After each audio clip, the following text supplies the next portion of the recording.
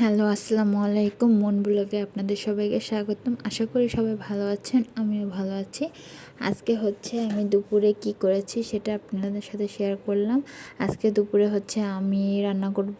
খুব বেশি কিছু রান্না করব না, অল্প কিছু রান্না করেই রান্না শেষ করব।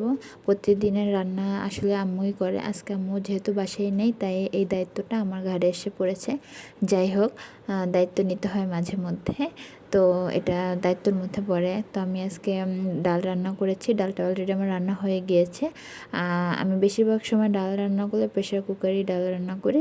খুব তাড়াতাড়ি হয়ে যায়, 5 থেকে 10 মিনিটের মধ্যেই ডাল রান্না হয়ে যায় প্রেশার কুকারে দিলে। তাই আমি এটাই করি খুব সহজে, তাড়াতাড়ি।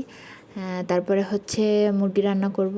মুরগিটা আমি ভেজে নিচ্ছি, তারপরে মশলা কষিয়ে নিয়েছি, এখন দিয়ে দেবো।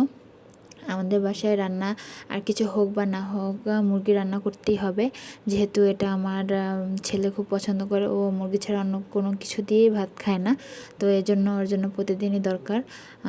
এজন্য মুরগিটা নিয়ে নিয়েছি। এজন্য বেশি, আমাদের বাসায় অন্য কেউ মুরগি খায় না ও ছাড়া, তাই অল্প রান্না করেছি। আবার কেউ ভাববেন না যে এতটুক দিয়ে কীভাবে খায়। এটা আমরা আর কেউ খাবো না, শুধু ও একাই খাবে। তো রান্না শেষ।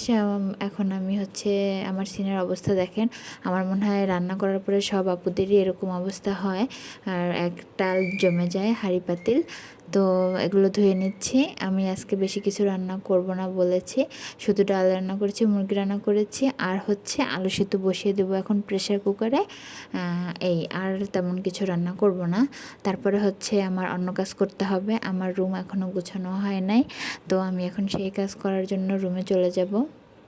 রান্নার ঝামেলাটা আগে শেষ করলাম। রান্নাটা একটা প্যারা।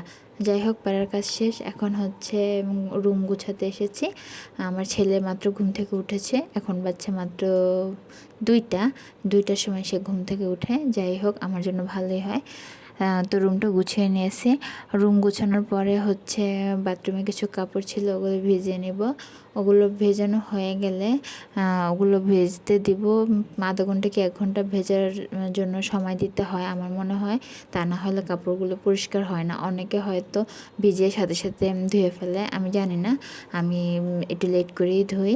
তারপরে এখন আমার আরও কাজ আছে। আরও কাজ বলতে বাসায় সব থেকে যেটা আমার জন্য অনেক কষ্টের, সেটা আমার ছেলেকে আমার খাওয়াতে প্রায় 1 থেকে 2 ঘন্টা সময় লেগে যায়। তো এটা এখন করতে হবে, যুদ্ধ। এটা মিশন জয় করার মতো একটা অবস্থা। যাই হোক, কাপড়গুলো ভিজিয়ে নিয়েছি, এখন যাব মিশন জয় করার জন্য। তার জন্য বসে পড়ব। 1 ঘন্টা হাতে টাইম নিয়ে বসতে হবে। এই তো বসে পড়েছি মিশন জয় করতে। ওকে খাওয়ানো আর একটা যুদ্ধ করা, আমার মনে হয় একই কথা। তো ওকে খাওয়াচ্ছি। এই সারা দুপুর থেকে 1-2 ঘন্টার যে কাজটা আমি করলাম, সেটাই আমি আপনাদের সাথে শেয়ার করলাম। সারাদিনে আসলে অনেক কাজ থাকে একটা মেয়েদের বাসায়, কিন্তু সব কিছু এত ছোট একটা ভিডিওতে শেয়ার করা যায় না। যাই হোক, আজকে ভিডিওটা এই পর্যন্তই। যদি কারো আমার ভিডিও ভালো লেগে থাকে, অবশ্যই লাইক দিয়ে ফলো দিয়ে পাশে থাকবেন।